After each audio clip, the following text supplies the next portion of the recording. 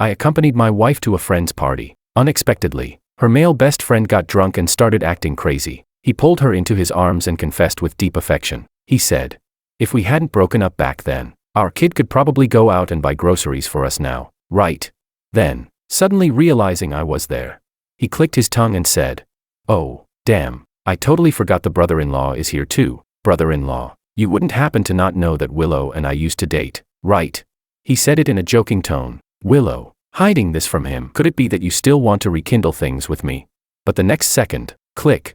I raised my phone and snapped a picture of the two of them. I said, "Don't mind me, go on. I'm just recording this beautiful moment of life." Chapter 1. Darling, he's drunk. Don't listen to his nonsense. He just got divorced and isn't in a good mood. Willow pushed him away, explaining nervously. My hand froze around the glass. On the rotating glass plate of the dining table, the grease had cooled into sticky patches. Makoto, his eyes hazy with alcohol, pulled Willow back into his arm. He pinched her shoulder, burping and laughing as he said, "What nonsense. If we hadn't broken up back then, our kid would probably be old enough to run errands by now." He added, "Anyway, what's there to be sad about after a divorce? To be honest, it was my decision to walk away with nothing. I didn't do it for money, just to have a clear conscience. As the saying goes, money lost can always be earned again. I'm the kind of man who can take it or leave it, unlike those petty, narrow-minded guys. Those men are the most pathetic." Makoto tilted his head slightly and gave me a sidelong glance. The look in his eyes rubbed me the wrong way. Just then, my son David sent a message asking when his mom and I would be home. I frowned, showing the chat to Willow, signaling that it was time to go. But Makoto snatched my phone away. With an annoyed tone, he said, "Willow, what's wrong with your husband? Doesn't he know how to behave? When we're out having fun, just relax. It's still early, why's he rushing you home already?" Then he muttered, "Guys like him, all full of macho control issues, always have to boss their women around." He lowered his voice on the last sentence. But I still caught every word. The next second, I grabbed his wrist and yanked my phone back, saying each word clearly. "What's wrong with being a man? Aren't you one?" Willow heard the threat in my tone and immediately pulled on my arm, trying to calm me. "Darling, don't argue with a drunk. He's always like this. When we hang out, we never even treat him like the opposite sex." I couldn't help but laugh. I pushed Willow's hand away and said, "Willow, think before you speak. You're almost 30, not 3. If you all don't treat him like the opposite sex, then why did he get married and have kids? And you, why did you date him? Don't play dumb." Willow was momentarily speechless. Her face stiffened with embarrassment. She pursed her lips and tried to explain to the others softly, saying I might just be in a bad mood today. But I cut her off without mercy. "I'm not divorced, and I didn't walk away with nothing. Why the hell would I be in a bad mood?" The room instantly went silent. I didn't want to stay there watching them act out their drama. I got up, ready to go home to my son. But in the next second, Makoto pressed down on my shoulder. He stood up, swaying, the stench of alcohol thick in the air. "Brother-in-law, don't be mad," he slurred. "Yeah, I did date Willow before, but that's all in the past. I ran my mouth today. I thought whoever ended up with Willow would be like me, open-minded and easygoing, able to take a joke. But don't worry, brother-in-law. Willow and I grew up together. We used to run around naked and even slept side by side as kids. When we dated, we were just immature. Once we realized there was no spark, we broke it off right away. So even if Willow stood naked in front of me now, I wouldn't feel a thing." Makoto's left hand rested on my shoulder like we were old friends, while his right arm hooked around Willow's. The stench of liquor surrounded us. A wave of nausea rose in my stomach. I swung my arm, shoving him away. 2 cups of cold tea later, the sickness finally eased. By the time I came to my senses, Makoto was already on the floor. Willow bent down to help him up, her voice filled with irritation. "George," Makoto was trying to explain nicely. "You could have just ignored him, but did you have to hit him? That's so disrespectful." Apologize to Makoto. Chapter 2. Makoto clicked his tongue and got up from the floor. He said, "Willow, your husband is way too petty. Who doesn't have an ex? Can't even mention it. Unbelievable." The voices around us rose one after another, buzzing like a swarm of flies. A girl chimed in. "See, the less capable a man is, the worse his temper gets." Someone else added, "George, don't take Makoto's words seriously. He's just got a filthy mouth but no bad intentions." Yeah, if he can joke about it so openly, it means he really doesn't have feelings for Willow anymore. Then someone, pretending to sound proper, said, "Times have changed. Willow's a married woman now. Not every joke is appropriate anymore." After being scolded by her friends, Willow's expression grew strained, barely holding together. She urged me to apologize quickly. "George, Don't ruin everyone's good time just because of you. Makoto's the host tonight, it's his treat. So what if he joked a bit? No one begged you to come. She tugged lightly at my sleeve and whispered in my ear.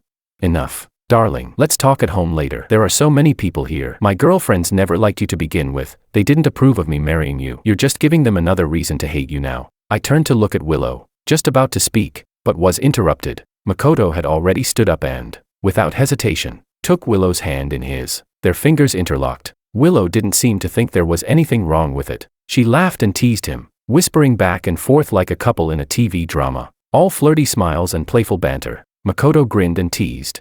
Now that's more like it. Willow, when you get home, you should punish your husband, make him kneel on durians or something. You can't spoil men, or they'll just get worse. Willow's face flushed pink. She tried to pull her hand away, scolding softly. Let go already. She gave him a light push, but Makoto frowned. You're pushing me. Willow, he said hoarsely. Weren't you the one who said that as long as I never let go, you'd hold my hand through everything? I was speechless. Willow's eyes suddenly turned misty, as if something had just come flooding back to her mind. The hand she was about to push him away with instead tightened. Holding his hand firmly again, she looked at me apologetically and said, Darling, he's drunk, and he just got divorced. He's not in a good place emotionally. I couldn't bring myself to push him away. Makoto smiled indulgently, as if amused. Do you really need to explain that? Willow, since when did marriage turn you into such a love-struck fool? Let me check just how soft your ears have gotten. He reached out and pinched Willow's earlobe. Her cheeks immediately flushed red, and her eyes rippled like water. Then, click. I raised my phone and snapped a photo of them, shattering their sweet little moment. Don't mind me, I said coldly. You two go on. I'm just recording this beautiful moment. I sneered and looked at Willow. No wonder he's so proud of walking away from his divorce empty-handed. It's all an act, isn't it? Playing the nobleman who gives up everything for love. Turns out he's not just stupid, he's scummy too. And you, look at yourself. Even if you're not a mistress yet, you've clearly been dying to be one. The guy just got divorced, and you're already drooling for your turn. Pathetic. Fine then, let's hurry up and file for our divorce too. With that, I turned and walked away. Only then did Willow realize how far she'd crossed the line. She instantly let go of Makoto's hand and ran after me out of the private room. But before she could take a few steps, someone rushed out from inside. Willow, do you have any stomach medicine? Makoto's old problem is acting up again. Willow's footsteps halted, then her anxious voice followed. Yes, I brought some. I stopped and turned back. She had already gone back into the room with that person. By the time I stepped out of the elevator, a message from Willow popped up on my phone. Darling, you're the only one who didn't drink tonight. Could you drive Makoto to the hospital? Chapter 3. I didn't respond. Willow called me right away. George, this is a human life we're talking about. Could you have a little compassion?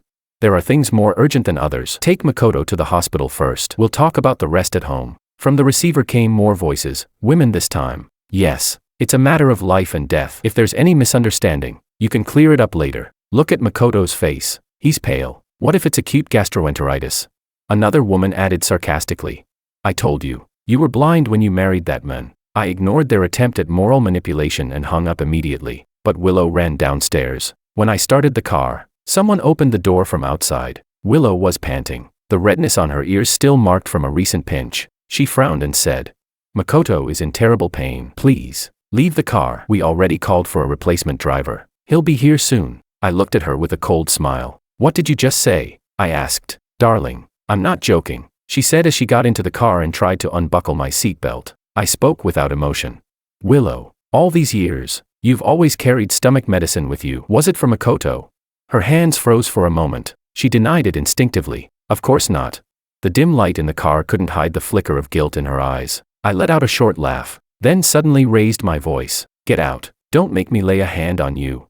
In the distance, I saw several people coming out of the hotel lobby, helping Makoto along. Willow, are you ready yet? Makoto can't stand it anymore. Someone shouted. Willow replied, coming, but her tone turned sharp. Losing her patience, she began pushing me harder. Seeing how anxious she was for that man, something inside me went cold. A second later, smack. The sound of a slap echoed inside the car. Willow's head snapped to the side. She stared at me in disbelief. I took my phone and opened the chat with David. The silence in the car was broken by a small, trembling voice, full of sobs. Daddy, when are you and Mommy coming back? Auntie's leaving already, and I'm scared to stay alone, boo-hoo. When the recording ended, I turned off the phone screen. I looked up at Willow, my eyes cold. You decide. I said in an icy tone. Are you going to take care of your first love, or your son? She pressed her lips together, replying with barely contained anger. What kind of attitude is that, George? What first love nonsense? I see now, you just don't trust me. Makoto and I are just friends. And besides, he's sick.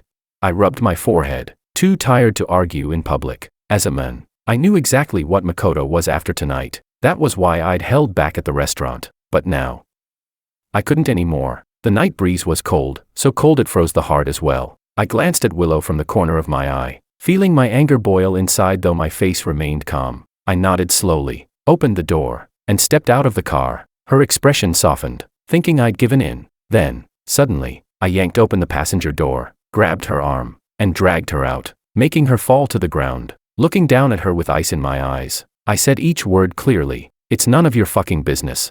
I got back in the car, tore her hands away from the window frame, and slammed the door shut. I locked it, pressed the accelerator. The car disappeared into the night traffic. In the rearview mirror, I saw Willow walking toward Makoto, who was waiting for her in front of the hotel. I shook my head and let out a bitter smile. Chapter 4. Until tonight, I had always believed that Willow and I were each other's first love. That's what she had always told me. I'm not a traditional or old-fashioned man. I can accept that Willow had a past, but what I can't accept is that she lied to me. And even worse, she kept her first love around as her intimate best friend. Tonight, I gave her a choice. It wasn't between me and Makoto. It was between Makoto and our son. And she chose Makoto. Seeing someone's true nature, it turns out, is really that simple. All it takes is one question with two answers. Chapter 5. When I got home, the nanny hadn't left yet. She was keeping David company, counting the little cherry tomatoes on the balcony. As soon as he heard the door open, David ran toward me and threw himself into my arms, giving me a big hug. The complicated emotions I'd been carrying before stepping inside were, for a moment, softened by my child's embrace. David looked at the empty doorway and tilted his head. Where's Mom? I picked him up and said with a smile, Mom has something to do. She'll be back later tonight. David looked a little disappointed. He said, Then can Mom still go with me to the flea market tomorrow to sell the tomatoes? I didn't want to break his heart, didn't want to turn his joy into disappointment. Although my philosophy for raising David had always been no lies, no secrets, even though he's still a child, I've always given him the right to participate in family decisions, treating him as a complete individual. But now, I didn't know how to tell him what had happened tonight, so I tried to brush it off vaguely. I smiled and said, Wouldn't it be nice if Daddy goes with you instead? David seemed to sense something. His eyes instantly reddened. He said, But the other kids always go with both their moms and dads. I want that too. Seeing him struggling not to cry, I couldn't bear it. I said, All right, we'll go together. Hearing that, David wrapped his arms around my neck and cheered softly into my ear. Yay. After telling David a bedtime story, the nanny started packing up to leave. Before going, she looked at me with concern. George, did you and Willow have a fight? I smiled and shook my head. Just a small thing. It's late already. I'll walk you downstairs. As we went down, the nanny kept comforting me. She said couples arguing was normal, that we should just sit down and talk things through. She added, George, don't be fooled by my age. I'm quite trendy, you know. I've been reading these romance novels lately. Every misunderstanding between the leads comes from pride and poor communication. Let's not be the foolish ones who don't talk things out. Okay. I smiled and nodded. Yeah, I know. I ordered a car for her. Just before getting in, she turned around as if remembering something. George, by the way, when I picked David up from kindergarten today, it seemed like some classmates were picking on him. She said there's a new kid who keeps trying to take his stuff. You should check with David's teacher later. All right, don't let him get bullied. Chapter 6. After saying goodbye to the nanny, I sent a message to David's teacher to ask what had happened. She replied very quickly. The teacher said it was probably just a small fight between kids, and that on Monday, when they returned to class, she would help mediate between them. So she told me not to worry. I replied, All right, thank you very much for your help. Then we chatted a little more about David's behavior in kindergarten. The teacher praised him, saying he was an obedient and sensible child. In the end, she said she wanted to ask me for a small favor. David's father, you're on the parent committee of Star Garden, right? As you know, teachers aren't allowed to join the committee. The father of the new student hasn't been added to the group yet. Why don't I send you his contact so you can add him? I replied, No problem. Soon she sent me a contact card. I opened it to add him as a friend.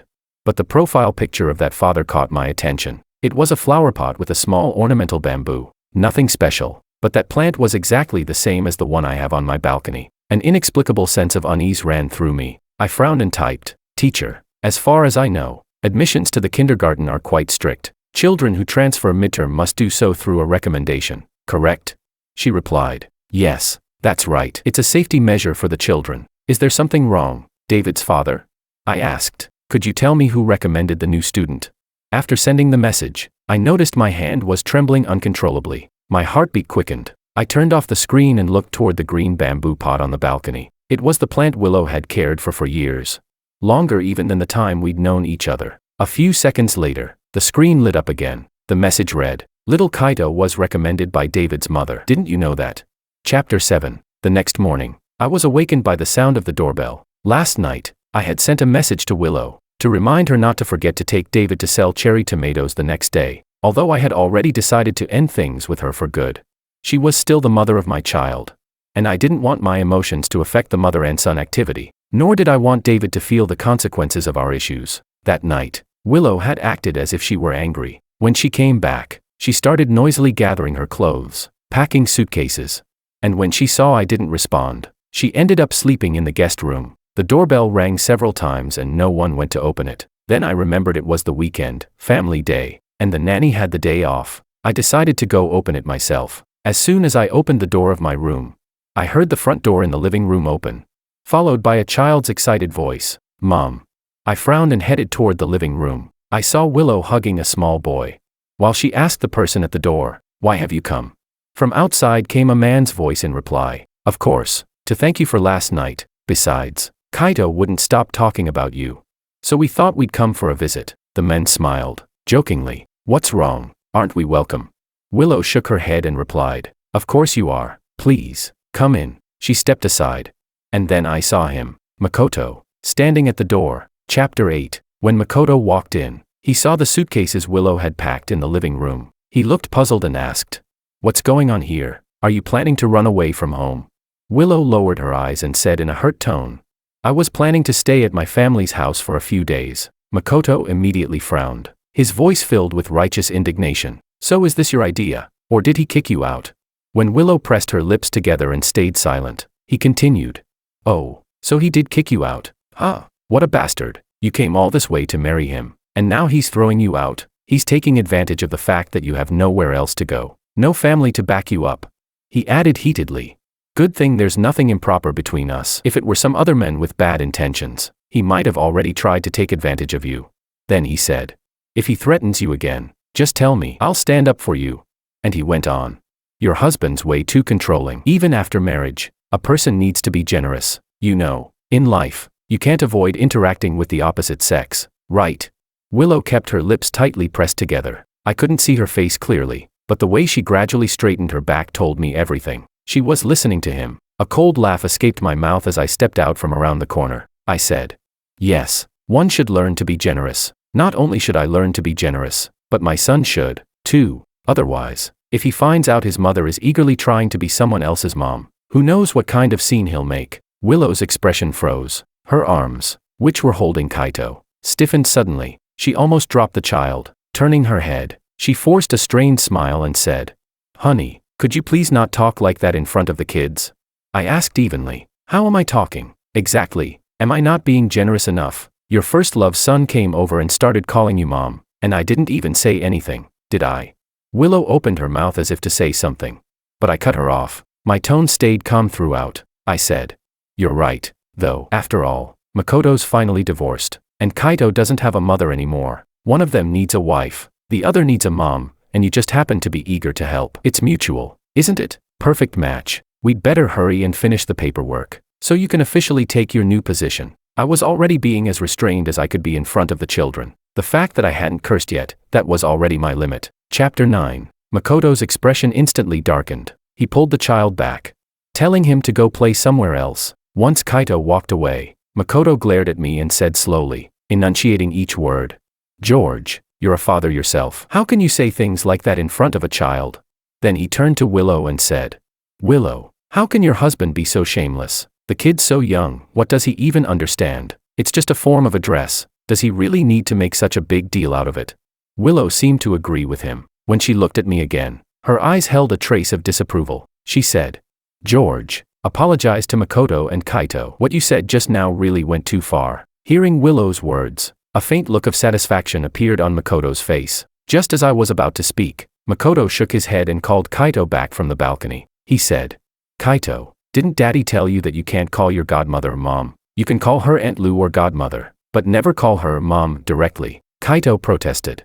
"But Auntie wants to be my mom, and I like having Auntie as my mom."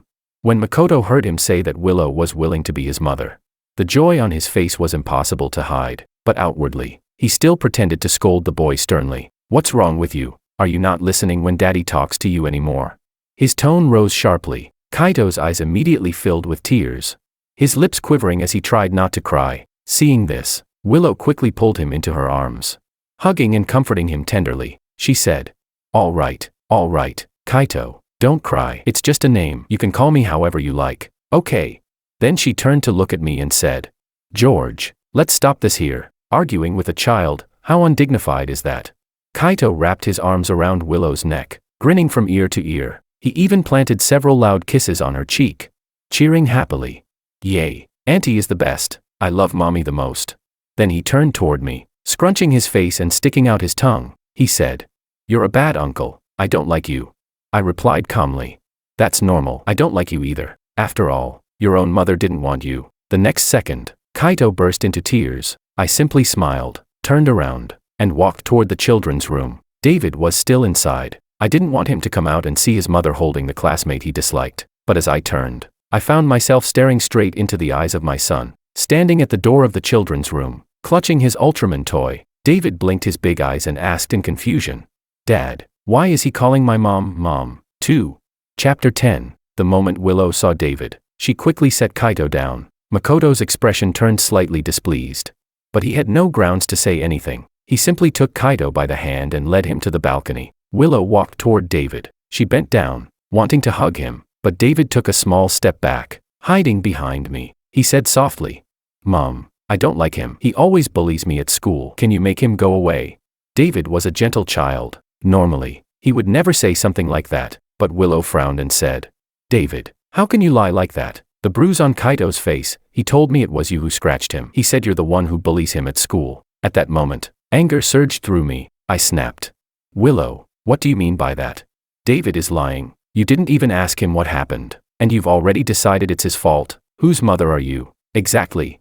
Have you even been to the school? Do you know how that kid isolates David? He's only in kindergarten, and he's already forming cliques, not even a month since enrolling, and he's been urging classmates not to play with David. If he hadn't stolen David's toy, would David have fought him?" It was the first time I had ever lost my temper at Willow in front of our child. David hid behind me, tugging gently on my shirt. In a small, worried voice, he said, "Dad, don't be angry. Getting angry is bad for your health." I turned to him and smiled. "Don't worry, Dad's fine. I just want you to remember, when someone wrongly accuses you, you should defend yourself.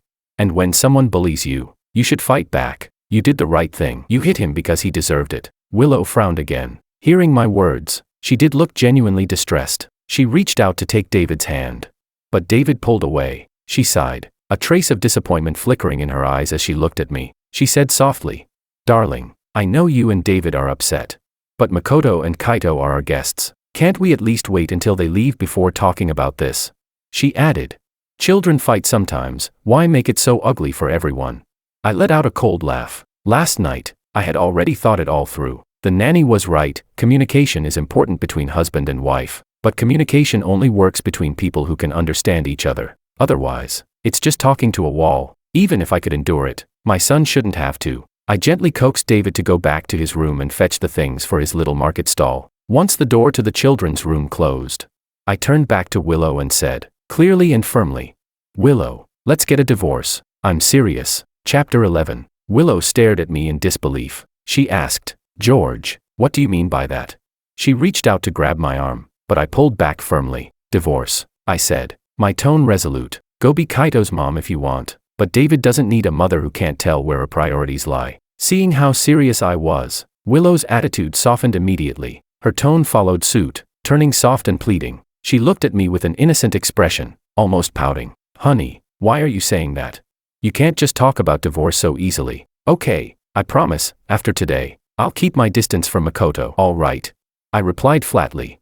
"No." I shook off Willow's hand and turned to take David. who was carrying his little basket, by the hand. When David came out, Willow seemed to realize she should change the subject. She picked him up and said, "David, Mommy was wrong just now. As an apology, how about Mommy goes with you to the balcony to pick some cherry tomatoes?" "Okay."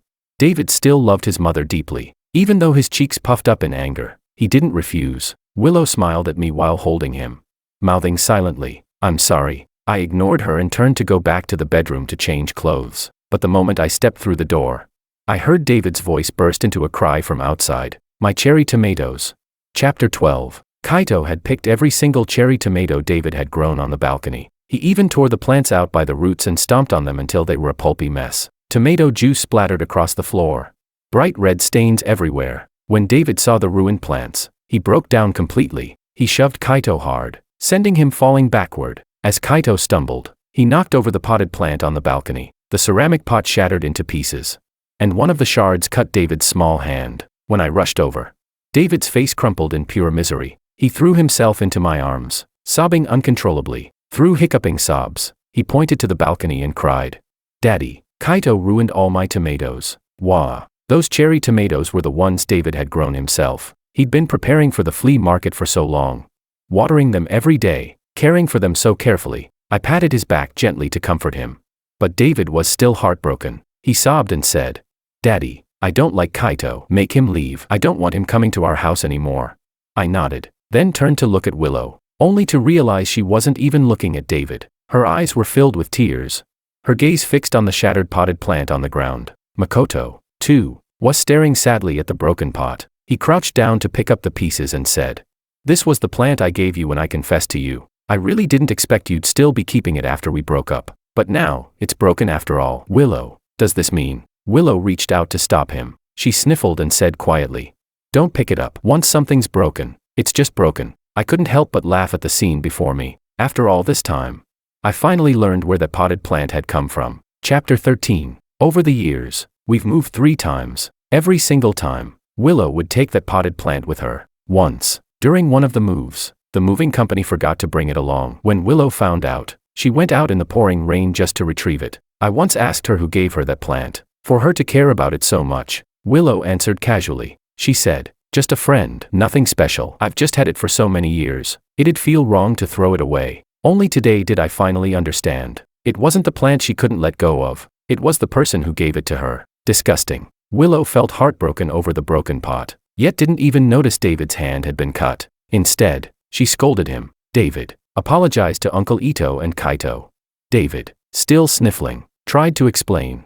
"He was the one who broke my cherry tomatoes first. Those tomatoes were something Dad and I worked hard to grow. Mom, I didn't do anything wrong. Why should I apologize?"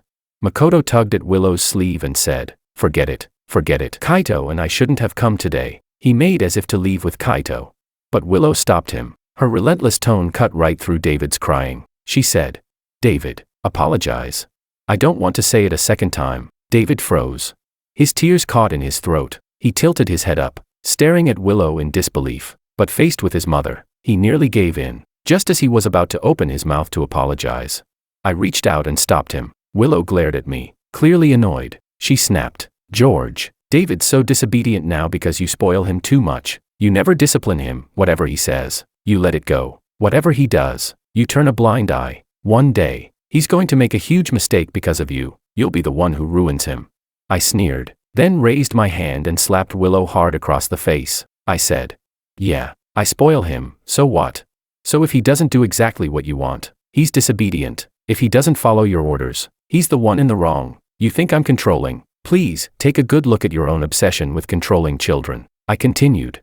"As long as he doesn't cross any moral lines, I'll let David do what makes him happy. That way, he won't grow up timid and submissive, swallowing every injustice, or be manipulated later in life by people like you, people with zero logic, who use morality as a leash."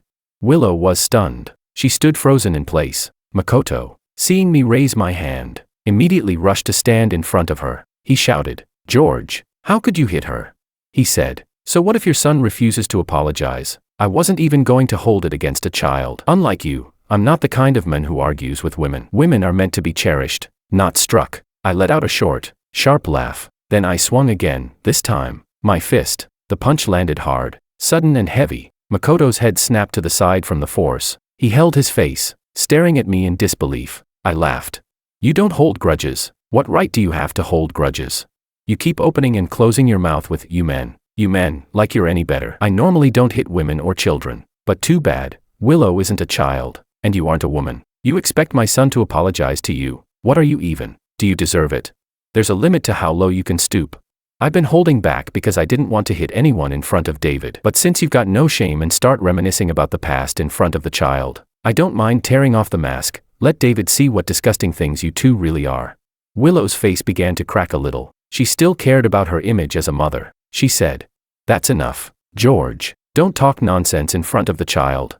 Kaito ran around Makoto and came at me with a flurry of punches. I didn't hold back and shoved him over. Kaito fell into a mess of tomato juice. His clothes were stained red with tomato pulp, utterly humiliated. I looked down at him from above and said, completely out of his depth, just like his father, stupid and rotten. Kaito burst into a wail, louder than before. I turned and picked David up, walking out without looking back. David wiped his tears in my arms. His voice was still small and hurt. He said, "Dad, can we not have Mom anymore, please?"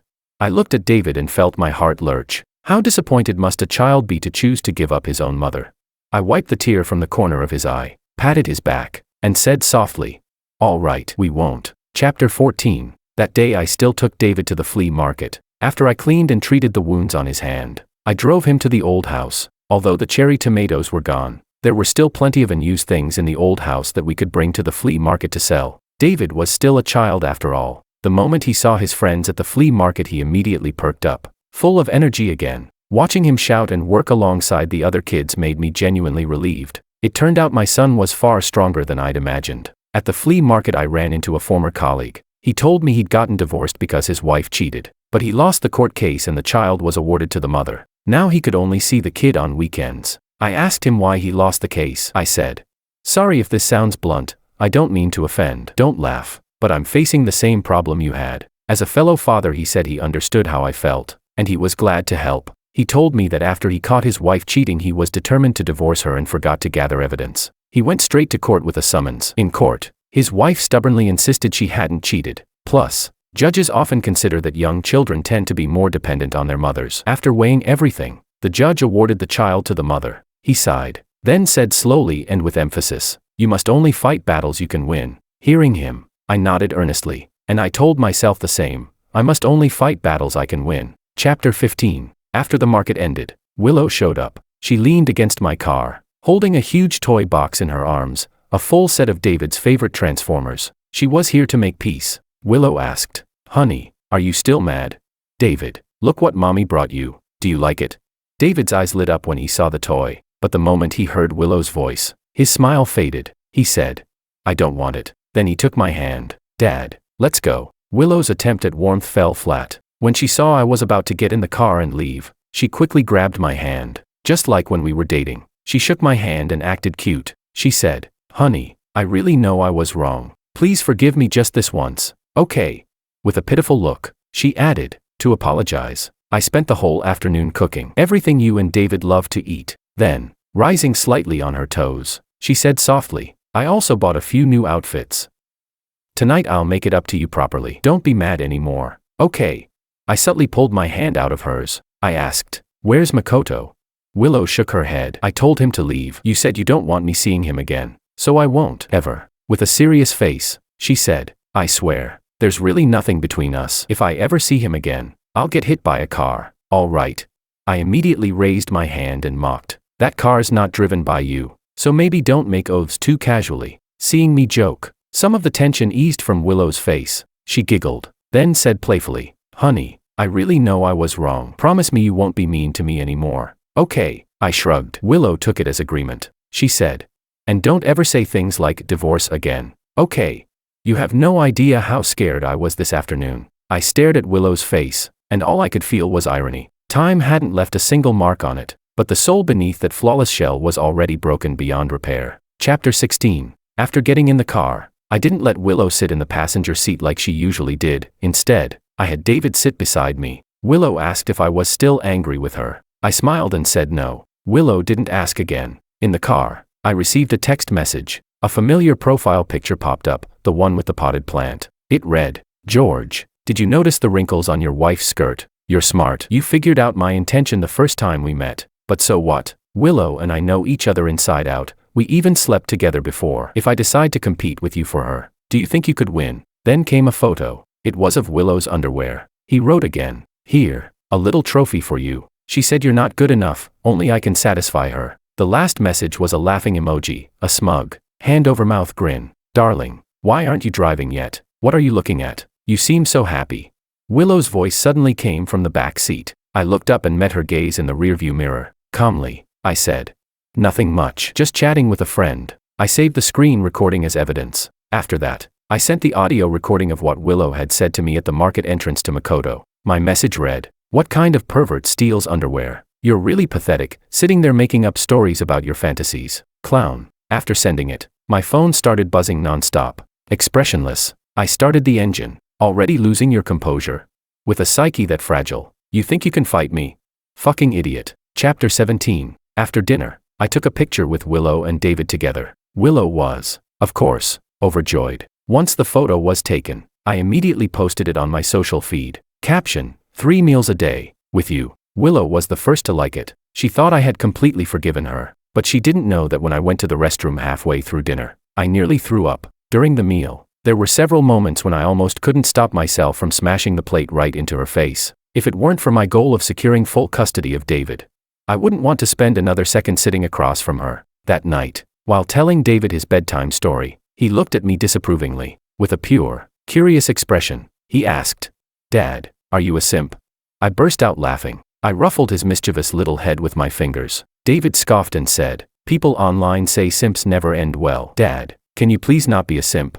Looking at his earnest little face, my heart filled with warmth. This son of mine, totally worth it. Chapter 18. In the following days, Willow practically stayed home all the time. She started cooking, cleaning, and doing housework again. All those little family routines. It almost looked like she was really trying to be a good wife, a good mother. If I hadn't seen the chat records Makoto sent me, I might have actually believed she was turning over a new leaf. But on the third day, Makoto began forwarding me their messages. Willow had written, just wait a little longer. Once he stops being suspicious, I'll come find you. Then we'll go to that seaside hotel, the same one he and I went to for our honeymoon. I miss you. He seems to be in a better mood lately. He even asked me out to see a movie. Looks like we'll be able to meet again soon. Like I told you, George just cares about his pride. Deep down, he still loves me. When he proposed, he even handed me full control of the finances. If he divorces me, he'll lose both his wife and his money. Bringing up divorce is just his way of scaring me, trying to get my attention. I saw right through it long ago.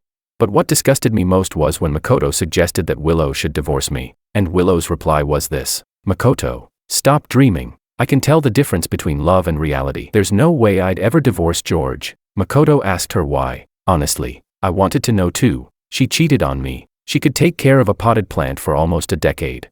And even after breaking up with Makoto, she still carried around his medicine. So why wouldn't she leave me? Willow replied, George is an orphan. His whole heart is tied to this family. Every cent he earns, he gives to me. If I divorce him, who's going to support me? You. Can you? Makoto smugly mocked me. In Willow's eyes, you're just an ATM. She loves me, but she won't even let me spend her money. I almost laughed out loud. How childish, divorced once already, and still so naive. After seeing Willow's answer, I finally understood everything. In her heart, I was nothing more than a free cash dispenser. Our marriage was a joke, absurd from start to finish. After reading Makoto's messages, I sent him an audio clip, the one where Willow stood in front of me, swearing loyalty, calling Makoto a broke loser, saying, who would ever want a useless man like him? There are many ways to break someone's pride, but nothing hits harder than a punch that lands on cotton. Soft, silent, and suffocating. Soon, Willow's phone rang. The ringtone was sharp, urgent. She picked it up and went out to the balcony. Through the glass door, I could see her, frantic, trying to explain, but this time, no matter how much she tried, the fire on the other end of that call just wouldn't die down. Chapter 19. Willow hurriedly slid open the glass door and rushed in, already putting on her shoes to head out. She said, honey, my best friend got into a car accident. She's in the hospital. I need to go see her right now. I asked calmly, oh, really? I didn't even bother to lift my eyelids. Willow was anxious and flustered. She held out her phone to show me her call log. The most recent call was marked Maria. Willow's best friend was indeed named Maria. She said, see, Do you believe me now? She's really in the hospital. I didn't expose her lie. I simply smiled lightly at her and said, I never said I didn't believe you. Go on. Don't keep your friend waiting. Before I could even finish speaking, Willow had already rushed out of the bedroom. As soon as she was outside, I heard her voice. She had dialed Maria's number, but what she said was, Makoto, I'm coming to you right now. After watching her leave, I went to David's room. I gently woke him up and took him to a friend's house. Seeing the 2 packed suitcases, David looked confused. He asked, Dad, where are we going? I patted his head gently. Before taking the final step, I wanted to be certain, so I asked him seriously, David, if your mom and I get divorced, who would you choose to stay with? Lately, Willow had been treating David very well. Their relationship as mother and son had mended quite a bit. David had started calling her mom again, so I was a little uneasy inside. But David looked up at me with a solemn expression and asked, She went to see Kaito's dad, didn't she? This time, I didn't hide it. No more lies. I nodded, watching him with aching tenderness. David, acting like a little grown-up, took my hand firmly and said, I'll stay with you, Dad. I smiled faintly and said, Good. Chapter 20. I called the lawyer I'd retained. I also brought along a few close friends. We drove to the building where Makoto lived. My friends had set up recording equipment in advance. Maybe even fate was on my side. As we went up the stairs, we happened to run into the delivery guy who was just heading to Makoto's apartment. One of my friends snatched the yellow paper bag from the delivery guy's hand and ripped it open. A few condoms tumbled out onto the floor. The delivery guy's ears flushed crimson when he saw what had fallen out. Before he could react, I told him the whole story. He was a man of principle. Indignant for me, he thumped his chest and promised, Don't worry, I'll get the door open for you. There are a few of my mates around too. Delivering all day gets boring. If you don't mind, I can call them over. Of course I didn't mind. I'd love nothing more than to strip the lot of them of their faces and grind them into the pavement. Sure enough, people love gossip. Before long the stairwell filled with a crowd of gawkers, all wearing looks of righteous anger. The delivery guy knocked on the door. A husky female voice came from inside. I'm coming. The door opened. Willow stood there with one shoulder exposed, wrapped only in a towel. Her neck was covered in love bites. It was obvious the foreplay had been thorough. The instant she saw me, she froze. She trembled and said, Honey, what are you doing here? Chapter 21. Willow was met not by words but by a sea of cameras, and by the heavy slap of my hand. I demanded, Since when did Maria move into Makoto's place? Willow, are you still shameless or what? Playing the dutiful wife and mother at home, then sneaking off to another man's apartment to have an affair. How low can you stoop? Do you even know what day it is? It's David's birthday today. You forgot your own son's birthday, but you didn't forget to travel 1,000 miles to indulge in affection. You're utterly disgraceful.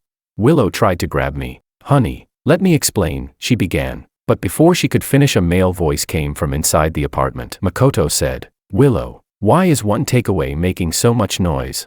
Finally getting a reaction. Now we'll have to start over again, he muttered. The next second I shoved Willow aside and, with the delivery guy at my side, barged in. With a bang, I kicked the bedroom door open. Makoto lay there, clean and stunned on the bed, staring at me in disbelief. I stormed forward and landed a punch square on his face. The pain sparked his instinct to fight back. He swung to retaliate, but in the instant that followed, several delivery guys surged in and held him down, urging, Calm down, let's talk. In the chaos I kept throwing punches while a few of my friends added kicks. Willow reached to grab my arm to stop me, but I shoved her away. She fell. When she scrambled up, the towel had slipped off. One of my friends kept filming the whole scene. Neighbors who heard the commotion in the stairwell poured out to gawk. There was Willow, naked, forced to protect the last scrap of dignity she had left, crouched in the corner, hugging her head, refusing to move despite people pulling at her. Soon I dragged Makoto out of the bedroom too. There they were together, both humiliated, crouched in the corner, clutching their heads like defeated dogs. Chapter 22. Willow's parents arrived. The moment her father saw her like that, he nearly lost his breath. Her mother, a divorce lawyer, understood better than anyone what the outcome would be. Tears streamed down her face as she struck and scolded Willow. Willow, how could you be so foolish? Willow couldn't bear to look at them. She kept her head down, silent. In the end, everything wound up at the police station. There, Willow knelt on the floor, sobbing hysterically, begging for my forgiveness. She tried to use David as a shield, pleading that he couldn't live without his mother. I took out my phone. I played her a recording. David, if Mom and Dad get divorced, who would you choose? She went to see Kaito's dad, didn't she? I'll stay with Dad. Willow lifted her tear-streaked face in disbelief. She stammered, That's impossible. David forgave me yesterday. I sneered. Maybe he did. Maybe David was willing to forgive you, but what did you do next? Then I looked at her and said, Willow, there's one question I've wanted to ask you for a long time. Her eyes were red as she met mine. I said quietly, if someday David meets someone just like you, what would you do? That sentence broke her completely. Her head dropped in shame. Her voice trembled as she whispered, fine. I agree to the divorce. Chapter 23. The day I reclaimed my assets and received the divorce certificate. David, like a little adult, smiled at me and said, Dad, I love you. Willow fidgeted with her hands, nervous, trying to say something to David, but just as she opened her mouth, David and I turned away. Walking down the steps, Willow finally gathered the courage to call out, David, can you call me Mom one more time? David stopped, turned back to look at her, and said, Miss Lou, Kaito is your son. The words hit Willow so hard she almost lost her balance. Neither David nor I went to help her. We descended the steps quickly, got in the car, and drove away, without ever looking back. Chapter 24. After finalizing the divorce with Willow, I never saw her again. When I dropped David off at kindergarten, his teacher mentioned that Kaito had been expelled. The incident that day had caused such an uproar that word spread quickly across the entire city of C. It wasn't a big city, news traveled fast. Before long, every parent in the school committee knew what had happened. No one wanted their children to study alongside someone like Kaito. In the end, the kindergarten decided to ask him to leave. The teacher also told me that on the day Kaito was expelled, both of his biological parents came to the school. They even brought a DNA test report, proving that the boy wasn't Makoto's child at all. They forcibly took Kaito away and put him into their car. Makoto went berserk, chasing after them like a madman, but after only a few steps, a motorcycle came speeding down the road and hit him square on. He didn't die, but he was hospitalized. Since he had dashed into the street himself, the motorcyclist wasn't held responsible beyond basic humanitarian compensation for medical costs. Most of the follow-up expenses, however, fell on Makoto. When his savings ran out, he sold his house to pay for treatment. When the house money was gone, he started a fundraising campaign online, but the moment people saw his name, no one wanted to donate. Instead, they reported him for fraud. Within days, his fundraiser was forcibly shut down. Eventually, broke and unable to pay his bills, the hospital discharged him. He tried reaching out to Willow and some old friends for help, but they all turned him away. Some even mocked him, posting screenshots of his begging messages online, making jokes in their social feeds. All this was sent to me by mutual acquaintances who couldn't resist gossip. After that, I don't know what became of him. No one does. Chapter 25. The next time I heard news about Willow, it was about her death. The incident that night, when she was caught cheating, had completely destroyed her. After that day, she began to fear any kind of contact with men. She tried dating again, but the moment anyone found out who she was, they'd spill their coffee and walk away. She'd lived on credit for years, spending recklessly, and after our divorce, with no man left to bail her out, her debts grew larger and larger. Some creditors, in order to pressure her into paying, printed the photos from that night, the ones showing her humiliated and exposed, and pasted them all over her apartment door. Soon, Willow became terrified of being seen. If someone so much as glanced her way on the street, she'd feel like they were whispering about her. Eventually, she stopped going out altogether. She left all her messes for her parents to handle. During the divorce, because she had embezzled and squandered too much of our family's money, and with her infidelity proven, I was awarded nearly all of the savings and property. Willow was left with nothing but debt. Her life had already fallen apart, but instead of trying to rebuild, she gave up completely, locking herself inside, drinking every day, wasting away. Even her parents grew tired of her self-destruction, so when she finally fell from her apartment building, it wasn't her parents who found her first, it was a sanitation worker. The worker cursed under his breath, calling it bad luck. When I heard the news, I was with David, watering the cherry tomatoes. A new flea market event was coming up. This time, David wanted to sell cherry tomatoes again. I looked at the small plants, now blooming, and drifted into thought. David tugged gently on my sleeve. Dad, what are you thinking about? He asked. I snapped out of it, looked down at him, and patted his little head. I was just thinking, I said. How amazing my son is.